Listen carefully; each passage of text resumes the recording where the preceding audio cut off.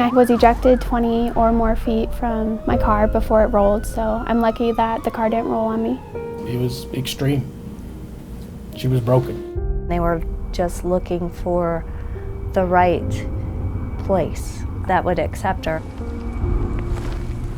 We were actually celebrating our 5-year anniversary in Breckenridge when I started having the chest pain and tingling down my left arm. And at that point, I thought I personally couldn't really be having a heart attack, right? I'm so healthy. On a Tuesday at the end of January, I picked Cheyenne up from school and she had a bump that came out of nowhere on her throat. Kids who ask me, hey, do you know why your hair's gone? And I'm like, I'm sick and I'm going through chemo, so. Imagine that you're on a sports team. You know, the whole team can run a mile and I'm the one that's lagging behind because I can't breathe. To me, being blind is probably one of the worst disabilities you can have. You know, because I can't see what's out there. I can't see who comes knocking at the door. And so you have to have a lot of trust.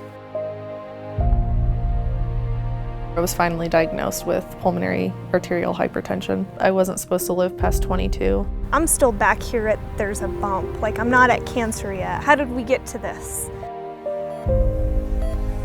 The first few hours, they were incredibly critical, and it required a breadth of disciplines and support staff to get her where she needed to be. They fought for her, and they worked hard to keep her here. When Becky came in, her heart was so dead that neither side moved hardly at all.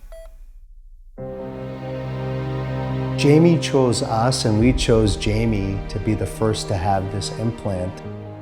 And she, most importantly, understands the potential benefits of this new technology. And then I remember writing heart transplant ? And then I asked him, do we have a heart? And he said, yes, we have a heart.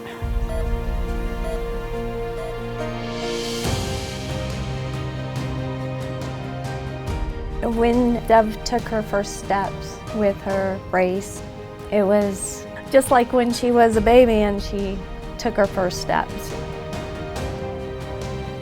That's almost the same experience again. I don't care what anyone says, I will find a way to walk again. I would like to race in the transplant games to promote organ donor awareness. I do plan to write a letter to that family thanking them for the gift that they've given me, and I would like to someday be able to meet that family and give them the opportunity, if they want, to listen to their daughter's heart still beating. I was looking on Facebook and there's Ellen DeGeneres Pediatric Cancer Awareness Dance Challenge. I'm like, Cheyenne, watch this. And she's like, Mom, we have to dance. So I danced with my nurses and asked all my nurses to dance with me. We tell one nurse and she tells another and they all tell more. And they did the little dance challenge in the hallway. Cheyenne, of course, was out of breath after a minute of dancing, but she loved it. I'm now 28 years old and I am not going to allow this disease to hold me back. Knowing if I take my medication, I'll be fine is, I think, the biggest thing. Every breath I do not take for granted because I don't know if it'll be my last. The first thing that I want to lay my eyes on when they turn the device on is my son, definitely.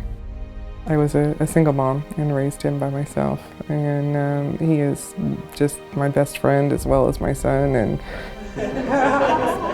he is definitely going to be there and a part of this.